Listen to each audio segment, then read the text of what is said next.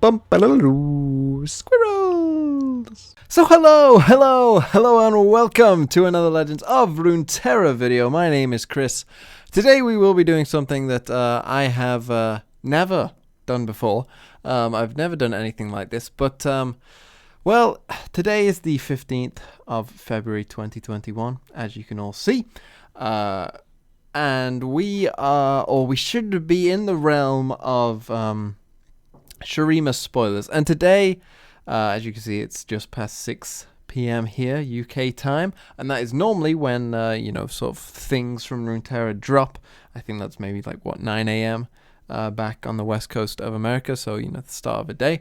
But unfortunately, it seems like that has not happened. I was, you know, scowling on Twitter to see if anything like that was there, and it was not.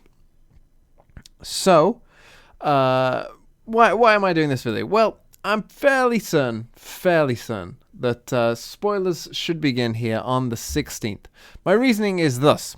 The last balance patch came out on the 3rd, that's when Aphelios dropped, so we can pretty much expect that the next, you know, big balance patch slash you know, expansion will be coming out on the 3rd of March. Now this makes sense as well because initially they said it was going to be February. I'm guessing that, you know, an extra week got put in somewhere, you know, that delayed it for whatever reason, and we've ended up in March instead. So I'm guessing it will be the 3rd of March, as that makes the most sense.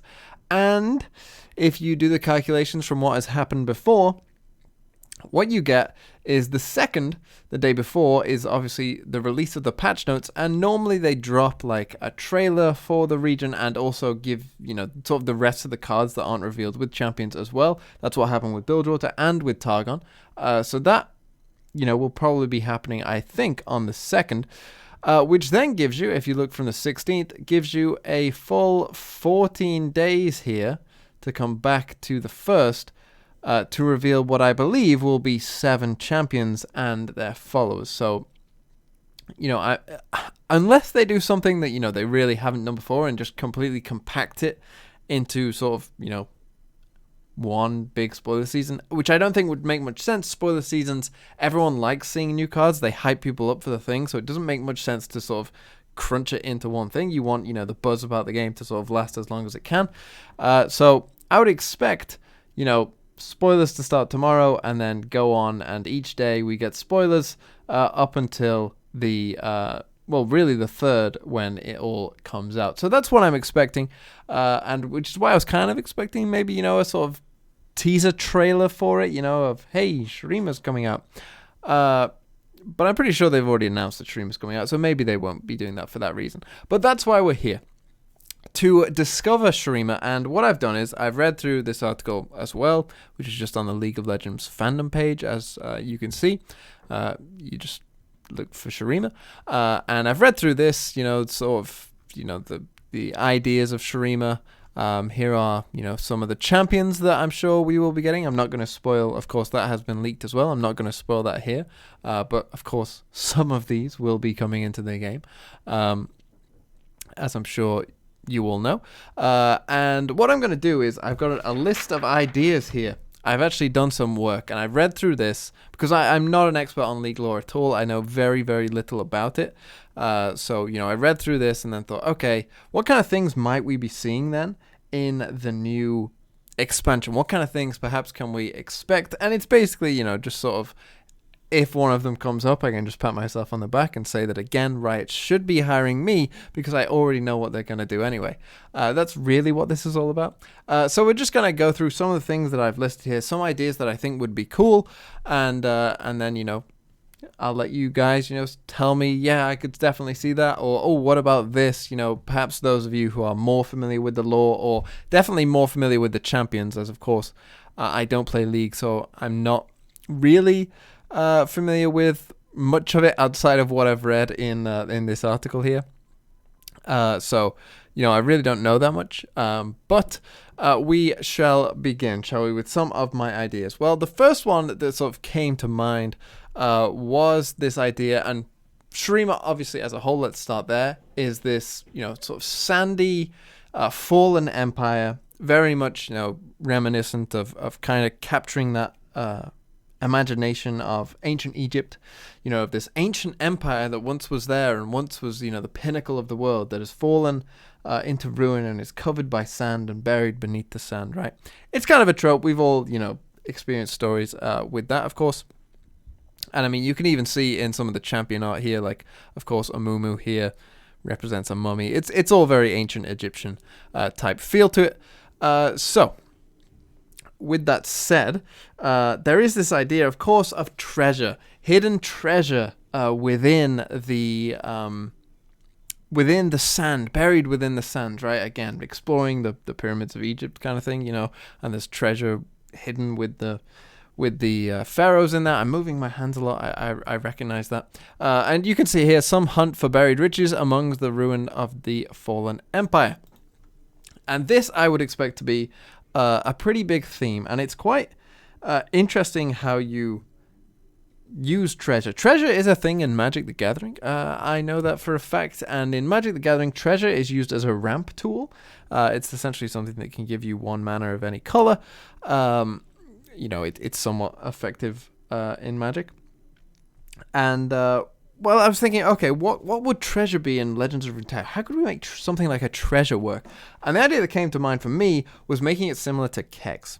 You know, having treasure be sort of a stackable thing, but instead of, you know, multiplying your damage by however many kegs or whatever, instead what it would do is allow you to draw cards. You sacrifice so much treasure to draw extra cards. And my reasoning being that cards in a card game essentially are your, you know, currency, your things to spend things on.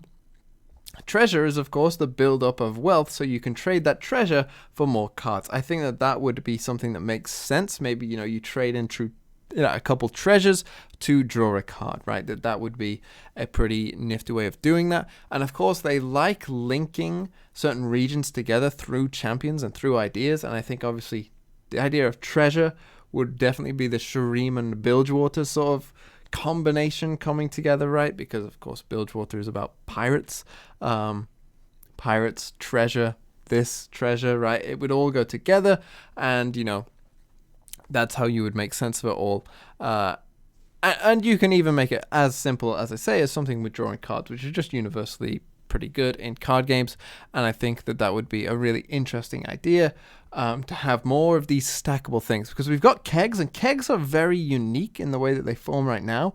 But it feels like something that could be expanded upon with extra things like treasure.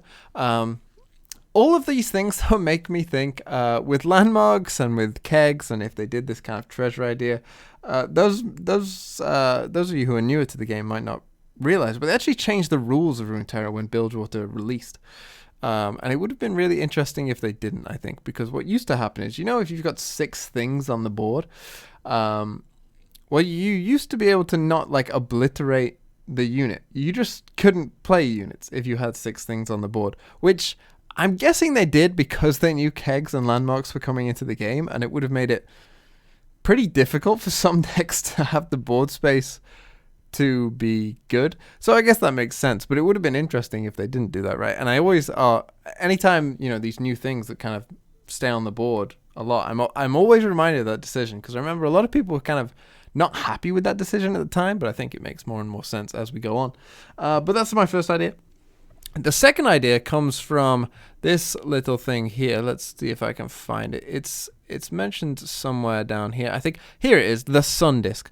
Now the Sun Disk, fashioned under the guidance of the Targonians, so I'm guessing that the Sun Disk will be a landmark in Shurima here. That's obviously what I would expect, and I'm guessing it will, you know, have some link to Targon, and you know, maybe even invokes, right? Maybe even does something like that. But essentially, the Sun Disk, as far as I could tell, is essentially, you know, the sort of main thing in Shurima. It was the pinnacle of Shurima, right? It was this you know, what crowning of the empire kind of thing. So I'd expect it to be a landmark, and having read it, I expect something kind of like a buff thing, you know, maybe think of like a permanent anthem effect, you know, round end, you know, grant your units +1/+1, something to that effect, right? Like, you know, we've got this big, massive sun disk. It's definitely going to be related to Targon in some way, or at least the champions that kind of, you know, go together will certainly be related perhaps around this kind of sun disk. It is kind of the Targon-centric theme of it, and it is to do with Azir here and his failed ascension. So I'm guessing that Azir will somehow be linked to Targon, and we can expect that. But the sun disk, you know, I've got it kind of as a permanent anthem effect, and yeah, I could definitely see it with, you know, this kind of growing strength. The longer it stays there, the growing strength, and then obviously as soon as it's gone, then, you know, your units all lose their power, you know, that they gained after having the sun disk on the board. Of course, you know, when we talk about balance or things like, you know, obviously you can just balance that by making it more mana. Like if you're worried that, oh, that sounds like a powerful effect, and yeah, it would be if it was like a 2-mana landmark, but of course it wouldn't be. It would be much, much, much higher than that, I would hope, for that kind of effect. But that's what this kind of sun disk thing gave me, this idea that, you know, no matter where you are playing in Shurima, you've got this permanent buff that you're getting from this, you know, landmark that you see. Next up is this idea that I read here that I think they definitely will include, which is Azir's Army of Sand. I'm assuming that this will be something to do with his abilities itself, but I'm assuming there will be some sort of stacked units here potentially as well. I know I'm talking about stacking a lot of things here, but to me that just seems like, you know, he's going to get these stacked units, and as they stack, you can see his passive ability here. Azir also gains bonus attack speed, double for 5 seconds if he summons a third concurrent soldier. I'm assuming that will be what Azir's effect is. You know, you play him, you get to Sand Soldier, you know, you have other cards that get Sand Soldiers, and as you get more Sand Soldiers that maybe, you know, increase, you know, let's say the first one is a 1/1, and then it becomes a 2/2, 3/3, etc. As that gets bigger as well, Azir becomes, you know, this monster with extra keywords. You know, he gains quick attack perhaps with the bonus attack speed you can see there, and essentially, you know, more and more and more things. So that's kind of an idea for Azir, and what I would somewhat expect, simply because it's a passive ability and it seems to make sense with the game, and it's something that you could definitely have in the game. We shall see, but that's my prediction for Azir, who seems, again, I'm not going to spoil any of the champions, but Azir seems very much at the center of Shurima. Having read this, you know, it definitely seems like Azir is sort of where the story is focused, you know, when it comes to Shurima as a whole. So I'd be somewhat surprised if Azir wasn't in this first expansion, just because having read this, you know, a lot of it is focused around Azir. So I'm expecting him in the game. But then I started going on to the idea of tombs. Somewhere down here it mentions a tomb. I can't remember where it is. I'm very sorry for that. But somewhere it mentions tombs and traps and curses. And this, of course, relates back to the whole ancient Egyptian thing. This idea of, you know, traps. Now, traps is an interesting one because, of course, you know, those of you who are particularly maybe play Yu-Gi-Oh! Will know that trap cards are a card type in that game. Those of you who play Hearthstone, of course, will know that secrets are, you know, sort of similar, where, you know, X thing happens and then my trap or secret card gets revealed, and the idea is shared, and, you know, something happens when, you know, X event happens. And I was thinking, could that kind of thing work in Runeterra? Because we don't have that right now. We don't have, you know, something that's sort of hidden, and then, you know, once something triggers it is then revealed. We don't have that really in the game now. But I've always thought it's quite an interesting idea and a good idea, and one that, you know, Runeterra could take advantage of. And Shurima seems like the ideal place because, of course, we all have that idealized sense of, you know, going into a tomb of, you know, a mummy or whatever, and then, you know, you fall on a rock or something, and then, you know, something perilous happens. I'm sure we've all seen things, TV shows, you know, that have that kind of thing in them. And so to me, it was like, oh, that would make a lot of sense for Shurima to have this kind of trap element to it. And, you know, with the region expansions, I think they push it more with, like, effects and, with new things coming into the game, more so than they do with the smaller ones. If you look at the champions that come out, during the smaller ones, it's often, quite normal things. It's kind of things that already exist. But if you think about Bilgewater's expansion, we got kegs, which were completely different to anything else we've seen before. We got Deep, which was, a very different effect to anything we'd seen before. And even treasures, of course, as well. We got in Targon, of course, the Invoke package, just in general, was, similar to Explore, right? Similar to things in other games. And that kind of idea, those sort of big, like, game sort of changing ideas, these big new mechanics, they kind of save for these big region expansions. So I'd expect somewhat the same, and I think something maybe like trap cards, or that kind of effect where you play something face down and then it gets revealed later. Very well could be Shurima's sort of completely new added thing to the game. And it would not surprise me one bit. And I think it would also be a great addition to Runeterra, because Runeterra, of course, with the back and forth, like playing traps is a really, really interesting idea in Runeterra, because the mind games that can go on in Runeterra are already incredible with the idea of, I'm just going to open pass here, I'm just going to not do anything. Let's see what you do. But with the idea of traps as well, that I think would be very, very interesting. On to what I believe could be another landmark, and that is the Great Sigh. Essentially, it's a large desert, so you could say that maybe it's not a landmark. But I just had this idea of a Shurima control deck with something like the Great Sigh, which essentially is just a big desert, right? Which stretches for 100 miles, endless plain, desolate wasteland that claimed countless lives over the centuries. I just had this idea of a Shurima control deck with like a Great Sigh landmark that has a similar effect to like Ember Maiden, but reads something like, round end, grant all units -1/-1 to their stats.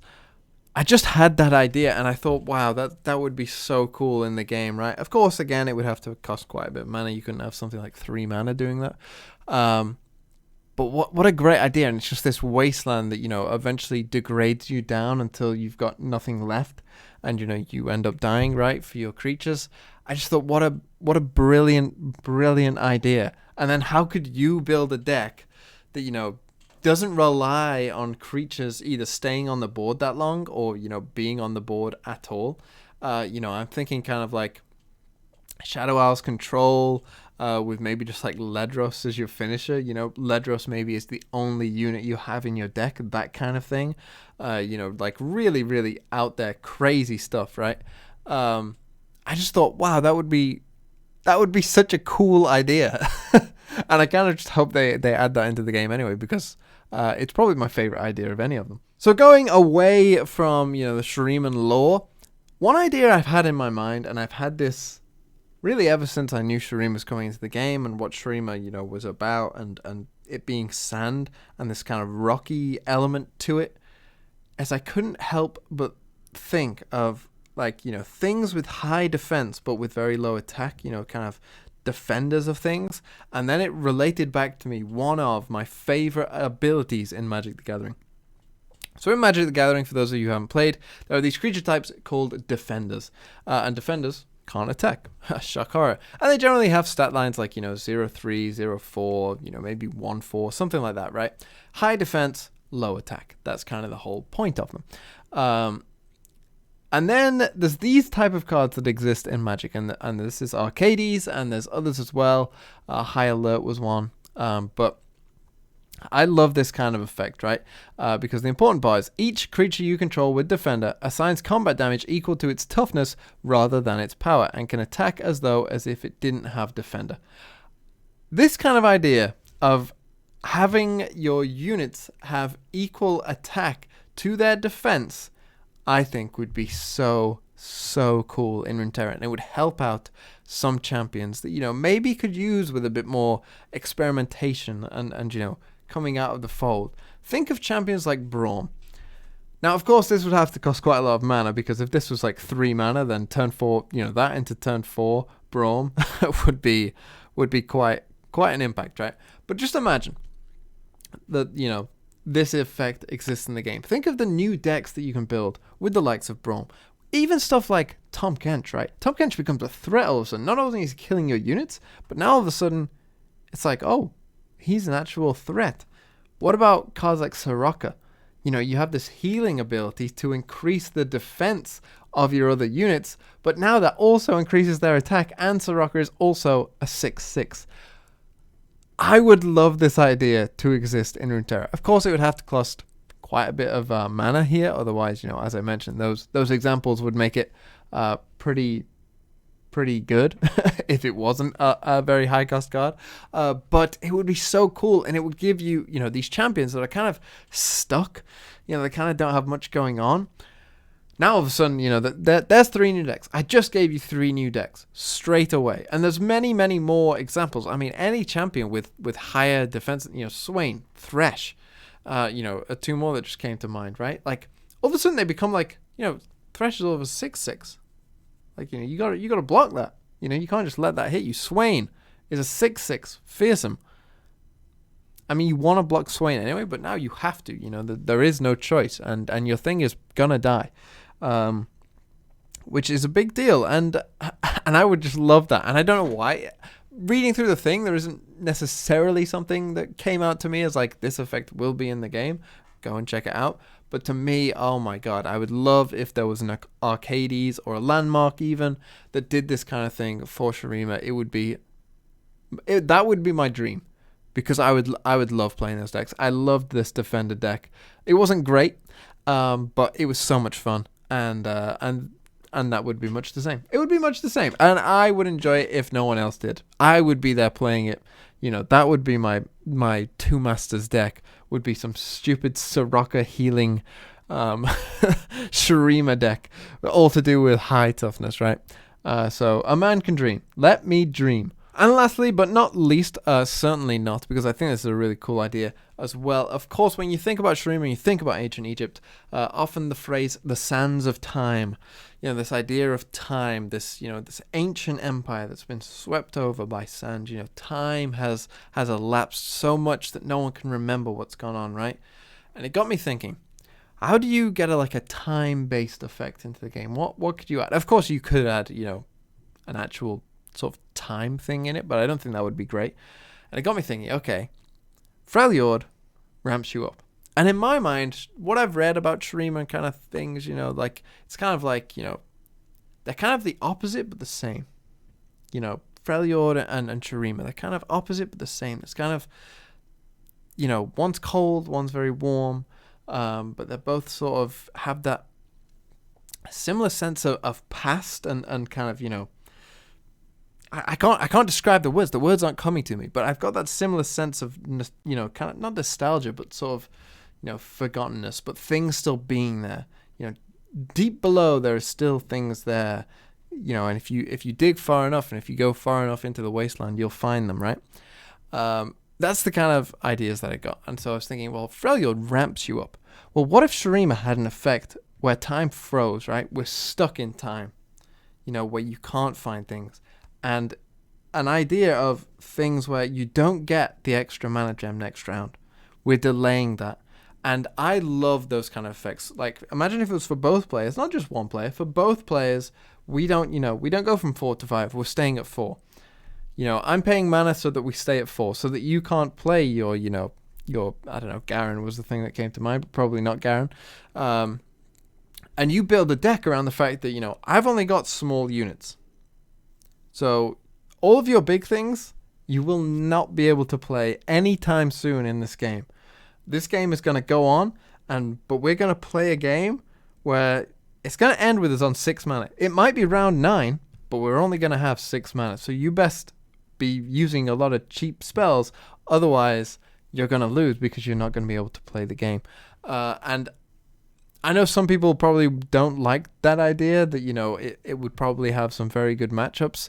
And I agree. I wouldn't want that to be, you know, like top meta. But I do think it would be a really cool idea if it was in the game. And And of course, you can very easily balance that and make sure it's not, the sort of the top meta deck type thing, by simply saying, like, to sort of suspend the mana. Let's call the effect suspend or whatever. Let's say that's the keyword for it. Suspend, just to suspend, for one turn costs 4 mana or whatever. Then, is it really worth it? Probably not. But it would be really interesting, and I love things that sort of force you down a deck building path, similar to like Hexcore Foundry. It's one of my favorite cards, simply because I love these effects that are equal for both players, and it's how can I take advantage of it and punish you for it. We're seeing that with obviously Ezreal Teemo sort of making a rise in the ranks of picking on these Twisted Fate Targon decks by making them just draw their entire deck, and they just draw themselves, and they never get any new cards because they just keep drawing cards and they can't play all their cards, and they have that problem. I'd love that kind of thing, and so those were my ideas. Please let me know what you thought of them. If you've got any ideas for Shurima, as I will continue looking into Shurima, because I think I've realized that, having read about some of the champions and about the history of Shurima, I think I'll be much more ready. As I'm just looking here at the different champions we know, Soraka of course, and Yasuo here, and Ezreal here, all names we know that have visited Shurima. So that's interesting if you didn't know that. I didn't know that until I just looked here. But yeah, please let me know about your ideas for Shurima. If you've got, I love card design, game design. I'm sure you're all aware that I probably do more videos about design than probably anyone else about Runeterra. I love talking about the design of the game. I love deck building much more than playing the game. I always have. So if you're like me and you love this kind of stuff, then please let me know some of your ideas. I'd love to hear them. I'm sure people who know the actual lore properly will be have much better ideas than me, and we're much more likely to be able to predict what is actually in there, particularly if you play League and some of the champions that are coming, because I have absolutely no idea. So with that said, I'm going to end this one here, and thank you so much for watching. I've been Chris. Have a really nice day.